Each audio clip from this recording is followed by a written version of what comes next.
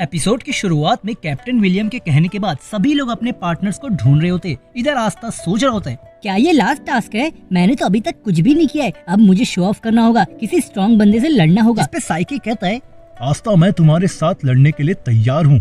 अब उनकी लड़ाई शुरू होने वाली है, जिस पे आस्था कहता है, तो चलो साको, अब हम अपनी पूरी जान लगा देंगे ताकि हम अपने गोल को अचीव कर सके। जिस पे साको कहता है, इतना सख्त बनना बंद करो आस्था, तुम तो एक बेकार से चूहे हो।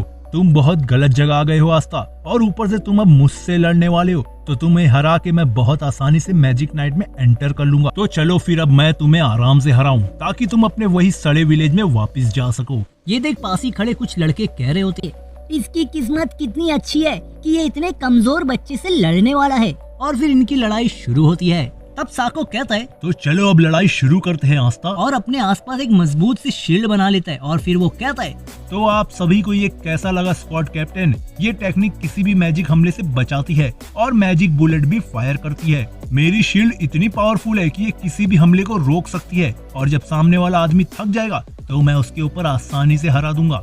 तो आस्था अब तुम बताओ कि तुम क्या कर सकते हो। साको की शील्ड टेक्निक देख सभी लोग आस्था को देख रहे होते हैं। काश मैं इस लड़के से लड़ पाता, इसके तो ग्रीम वॉर में भी एकदम बेकार है, ऊपर से ये कोई भी मैजिक भी यूज नहीं कर पाता, और मुझे नहीं लगता कि इसे कोई कैप्टन अपनी स्क्वाड में लेगा। इधर आस्था अपनी ग्रीम वॉर को बाहर निकालते हुए कहता है, लो मैं आ गया। और आस्था अपनी फुल स्पीड से जाके साको के ऊपर हमला करता है और अपनी तलवार से उसकी शील्ड को बहुत ही आसानी से वो तोड़ देता है, जिसे देख सभी लोग हैरान हो जाते हैं। तब आस्था कहता है, मैं यहाँ तुम्हारे जैसा टाइम पास करने नहीं आया हूँ, मेरे बहुत बड़ा गोल है, और वो है मुझे बनना है नया किंग विजार्ड। ये सब देख यूनो खुशी से कहता है, घबराओ मत आस्था, तुम्हें तो एक दिन मैं ही हराऊंगा। आस्था को ऐसा देख कुछ लोग कह रहे होते, क्या ये सच में विजार्ड किंग बनना चाहता है? आखिर ये बच्चा है कौन? ऊपर बैठा कैप्टन फिनेरी कहता है, मुझे समझ नहीं आ रहा, बाकी टास्क में तो ये कुछ भी नहीं कर पा रहा था। मुझे तो समझ ही नहीं आ रहा कि इसके पास इतनी ताकत आई कहाँ से। जिसपे यामी कहते हैं, इसके पास तो कोई मैजिकल पावर भी नहीं थी, फिर भी इसने बहुत आसानी से उस लड़के को हरा दिया।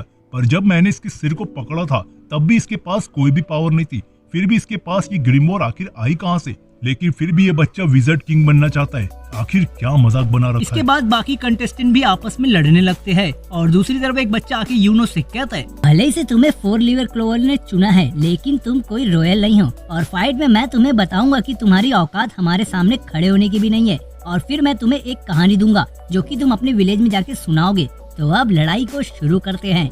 फिर वो अपने मैजिक से एक लाइटनिंग बॉल बना के यूनो के ऊपर हमला करता है, लेकिन यूनो उसके लाइटनिंग बॉल को अपने विंड मैजिक से एक टोर्नेडो में बना देता है और उस आदमी को भी अपने टोर्नेडो में फंसा लेता है, और फिर यूनो उसे बहुत ही आसानी से हरा देता है। फिर शाम को कैप्टन विलियम कहते हैं, अब ये एग्जाम खत्म हो चुका है, जब आप लोग के नाम लूं तो प्लीज आगे आ जाना। फिर चार्लेट कहती है, अगर कोई मैजिक कैप्टन आपके आने के बाद हाथ उठाता है तो आप उनकी स्क्वाड में जा सकते हो, और अगर एक से ज्यादा कैप्टन ने हाथ उठाया तो आप अपनी मर्जी से कोई भी कैप्टन को चूज कर सकते हो। जिसपे कैप्टन वर्मेलियन कहते हैं, और अगर कोई भी कैप्टन हाथ ना उठाए तो आपको यहाँ से वापस जाना होगा। फिर सभी लोग एक एक करके बुलाए जाते हैं, जिसमें से कुछ लोग सिलेक्ट होते हैं और बाकी के वापस जा रहे होते हैं। और तब हम देखते हैं कि यूनो को बुलाया जाता है, और उसके आने के बाद सभी कैप्टन अपने हाथ उठा लेते हैं, जिसे देख आस्था कहता है, ये तो सच में कमाल हो गया, ये सभी लोग यूनो के लिए हाथ उठा रहे हैं, यानी यूनो ही मेरा सच्चा राइवल है। इधर यूनो इन्हें देख सोच रहा होता है, मुझे उस स्क्वाड में जाना चाहिए जो सबसे करीब है किंग विजार्ड बनने के। और तब यूनो कैप्टन विलियम की स्क्वाड को चूज कर लेता है। फिर बारी आती है आस्था की, पर आस्था के टाइम कोई भी हाथ नहीं उठा रहा होता है, जो देख आस्था एकदम शॉक हो जाता है। जिसपे कैप्टन कहते हैं, इसमें कोई हैरानी की बात नहीं है, इससे कोई फर्क नहीं पड़ता तुम लड़ाई में कितने अच्छे हो, पर कोई भी कैप्टन किसी ऐसे को अपनी टीम में नहीं लेगा जिसकी पावर के बारे में किसी को ना पता हो, क्योंकि आखिर में सभी कैप्टन मैजिकल पावर ही ढूंढ रहे हैं। फिर कैप्टन यामी अपनी पावर से आस्था की ओर जाते हैं। आस्था उनकी पावर देख हैरान था, ये प्रेशर बहुत ज्यादा है, तो ये होता है स्क्वाड कैप्टन की मैजिकल पावर। फिर कैप्टन यामी कहते हैं, अगर तुम्हारे पास कोई मैजिकल पावर नहीं है तो तुम्हें किसी को भी नहीं चाहिए, और यही सच्चाई है बच्चे। और जैसा कि तुमने पहले कहा कि तुम्हें विजार्ड किंग बनना है, तो तुम्हें हम सभी से ज्यादा ताकतवर होना होगा। और अब मेरे सामने खड़े होकर क्या तुम ये कह सकते हो कि तुम विजार्ड किंग बनने के लायक हो?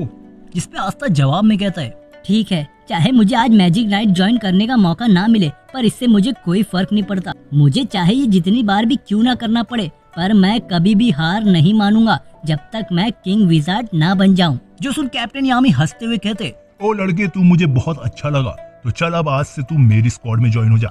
जो सुन आस्ता शॉक में कहता है, क्या ये सच है? जिसपे कैप्टन यामी कहते हैं, क्या तुमने सुना नहीं, मैं तुझे ब्लैक बुल्स में आने का मौका दे रहा हूँ और वैसे भी तेरे पास कोई दूसरा ऑप्शन भी नहीं है। और बेटा हम तुम्हारा वो हाल करेंगे कि तुम्हें पूरी जिंदगी याद रहेगा। ये सब सुनने के बाद आस्ता खुश हो जाता है और ब्लैक बुल्स में ज्वाइन होने के लिए तैयार हो जाता है। यहाँ हम देखते हैं कि कुछ लोग सिलेक्ट नहीं होते और उन्हें वापस घर भेजा जा रहा होता है। और तब आस्ता यूनो से कहता है, अब तुम गोल्डन कॉर्न में हो और मैं हूँ ब्लैक बुल्स में, तो अब से हमारी जर्नी शुरू होती है किंग विजार्ड बनने की। अचानक ये आस्ता का पेट खराब हो जाता है और वो जोर से वॉशरूम की ओर भागता है। तो उसे देख साको सोचता है, तुझे सच में लगता है आस्ता तू इतनी आसानी से बच जाएगा? मैं अपनी बेइज्जती का बदला तुझसे जरूर लूंगा। इतने में वहाँ यूनो आ जाता है और अपने विंड मैजिक से उसे पकड़ लेता है और कहता है, आखिर तुम यहाँ क्या कर रहे हो? इस पे साको कहता है, मैं तो मस्ती कर रहा था, मैं तो बस देखने आया था कि तुम दोनों में से ज्यादा ताकतवर कौन है। जिस पे यूनो कहता है, यहाँ से चले जाओ, तुम आस्ता के लड़ने के काबिल भी नहीं हो। और साको वहाँ से चला जाता है। इसके बाद कैप्टन यामी कहते हैं, तुम्हारे में सच में हिम्मत तो है बच्चे कि तुमने मुझे इंतजार करवा रहे हो। फिर यामी आस्ता के सिर को पकड़ के एक पोर्टल खोलता है। पोर्टल को देख आस्ता कहता है, आखिर ये क्या चीज है कैप्टन यामी? जिस पे यामी कहते हैं, तुम्हारे पास तो कोई मैजिक पावर भी नहीं है, इसलिए तुम इस पोर्टल से जाओगे। और फिर यामी उसे पोर्टल के अंदर फेंक देते हैं और तब वो सभी लोग ब्लैक बुल के बेस पे पहुंच जाते हैं। और फिर आस्ता गेट खोल के कहता है, तो फाइनली आज से मैं ब्लैक बुल में ज्वाइन हो गया हूँ। अचानक ही वहाँ पे एक जोरदार धमाका होता है और आस्ता दूर जाके गिरता है। जिस पे कैप्टन यामी कहते हैं, हम इसी तरह से स्वागत करते हैं बच्चे। और इसी के साथ एपिसोड 5 यहाँ खत्म होता है दोस्तों। तो मिलते हैं एक नए एनिमी में।